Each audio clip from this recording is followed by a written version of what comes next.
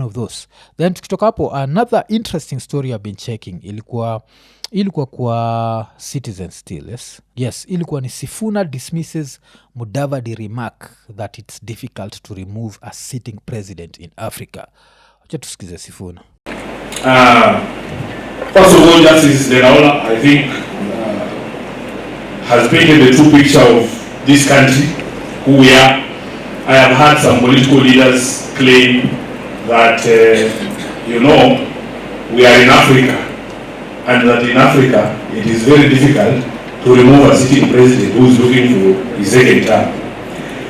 He forgets there are people like Raila Odinga who made history by annulling a presidential election. Kenya is not like the rest of Africa. We are not the rest of Africa where these things happen. You understand? So, don't tell us about Uganda. Sure. Oh shit, don't tell us about Uganda. Suko siaga yuji heshima jo. And I'm one of those. Leo niko kuna podcast fulani nilifanya na a Tanzanian comedian and a Ugandan comedian. Ita drop kesho. So kesho mko na double treat. Yes. So I found this to be super funny because yenyewe kwa inchi kundu na inchi kundule. Kenya ni okay, wacha niseme Uganda ni inchi kundu kabisa. Yaani Uganda ni ile inchi ni kundu haijapanguzwa jo. Then tunakuja kwa TZ. TZ ni inchi kundu imepanguzwa na Mkristo. So inamaanisha imepanguzwa na paper. Alafu sasa Kenya sisi ni inchi kundu, lakini at least ni inchi kundu imeoshwa na maji. So hatufai kukompariwa na nini na kina UG na TZ. Are we Uganda, man? Are you saying that? With all due respect to my friends from Uganda, we are not Uganda. So, Justice Raila and your team, for that courage to demonstrate that Kenya can be different. Kenya can be different. We don't have to be like the other African countries. We want to remind these people that on the day that Kenyans speak, all this bravado you see, Senior Council of Freedom Mugai, the good thing with me, I have the benefit of being in the exact same position that the people who are in power now are in. So, this was a very interesting thing that Sifuna alisema. And this goes out to everyone who thinks that Ruto will rig the election and that's how Ruto will win. I keep saying this thing. If people show up to vote and people show up in large numbers, it's going to be impossible for Ruto to rig.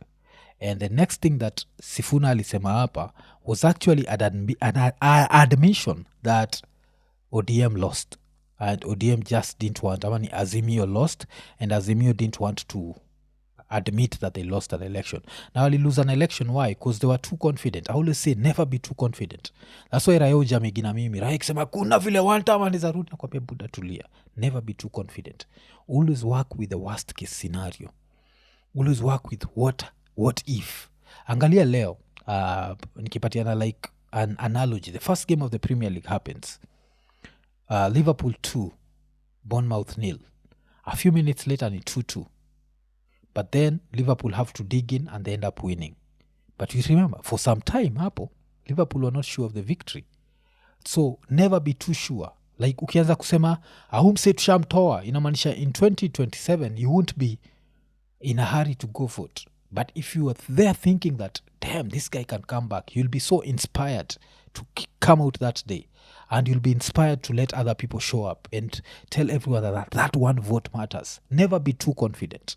And that's the problem that we have. So, skizeni umse, for once I may admit that wali lose in 2022. Because he bullshit here, rigging. It cost people a lot of lives. And then kitu ina happenigi ni people don't learn. Never be overconfident.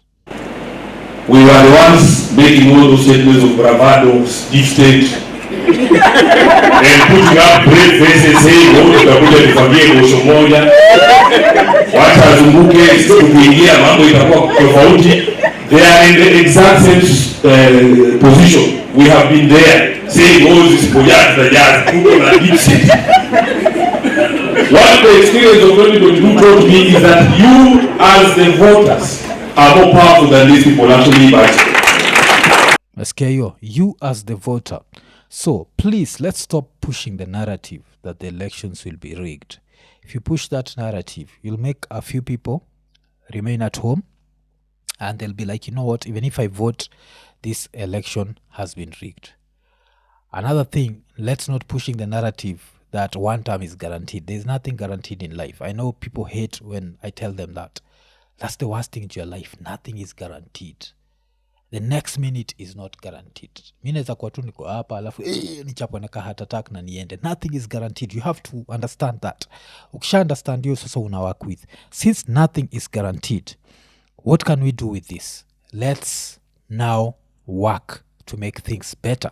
So how do we make things better? We make things better through making sure that everyone shows up to vote. Najua, like kila mtu lazima baki ameshow up. And how are we making everyone show up is by telling them that, you know what, if you don't show up, this guy is going to come back for a second term.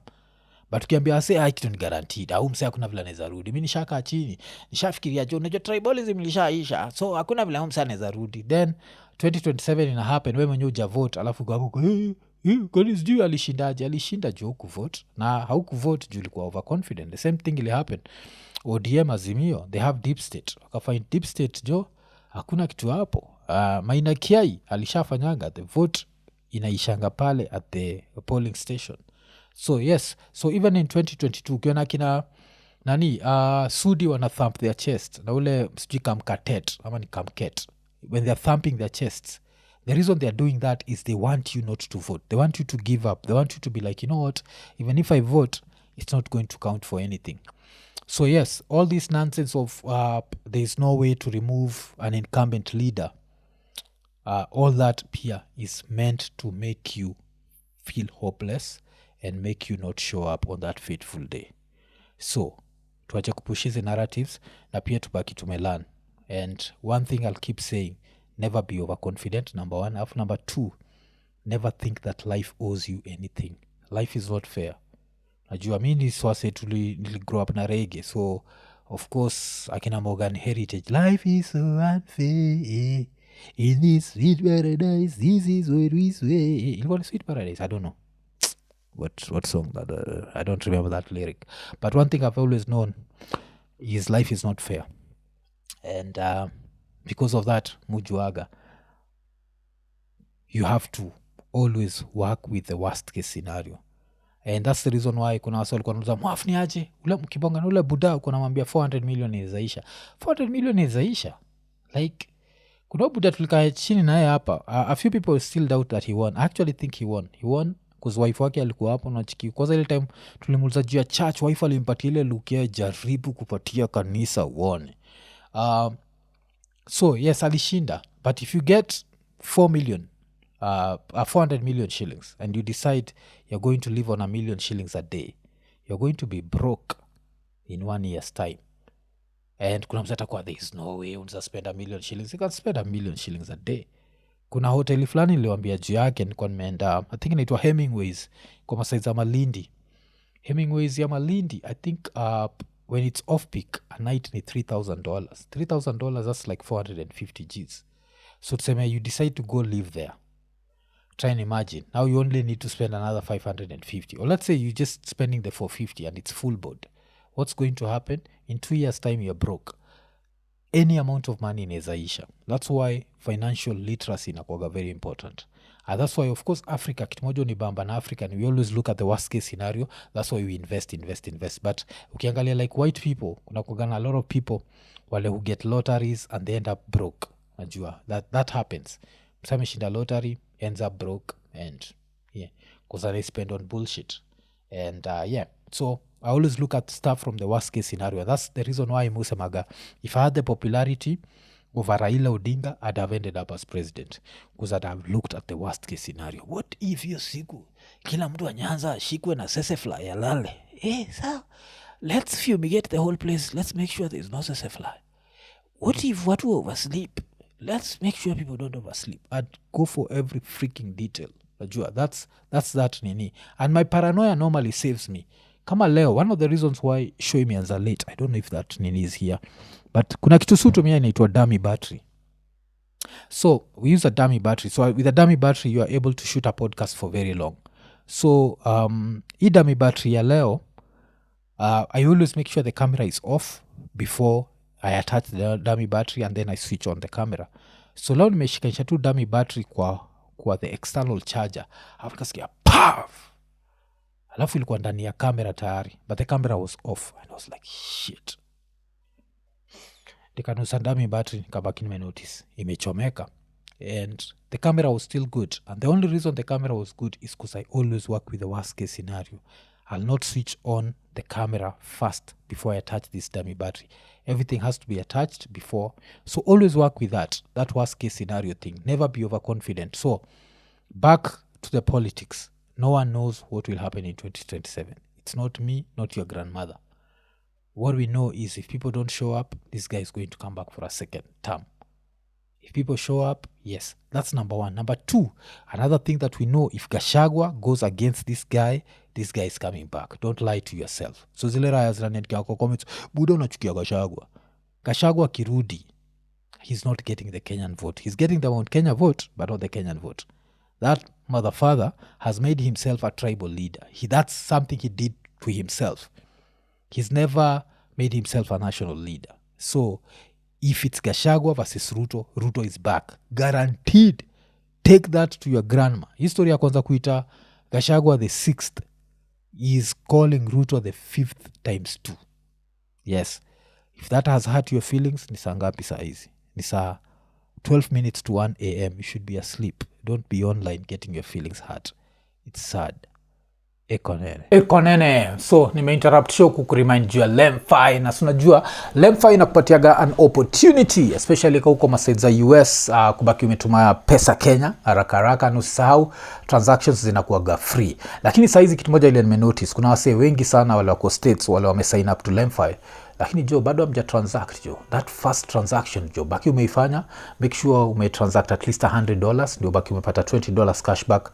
Alafu pia sisi kama iko nini tubaki tumepata $20 from your deal. Alafu pia usisahau kuwa saa hizi jo Lemfi inakupatia an opportunity ya kutuma pesa Kenya, lakini kama uko US and you need support, and pia unaweza baki umetumiwa pesa from Kenya to the US through Lemfi. Alafu pia mkiwa masaiti za states na nyinyi wote wawili mko na Lemfi, mzabaki umetumiana pesa. Unajua si lazima mtumie ile nyingine sijui ya huko.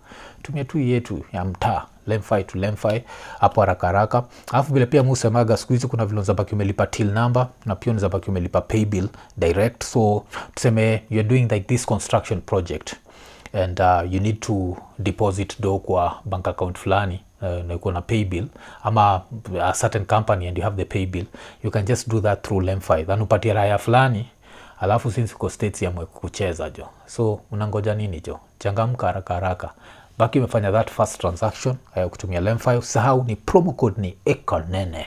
Your promo code ya Ekonene ndio inakupatia $20 cashback on your first transaction. Lemfi, international payments for everyone. Wacha turudi kwa show.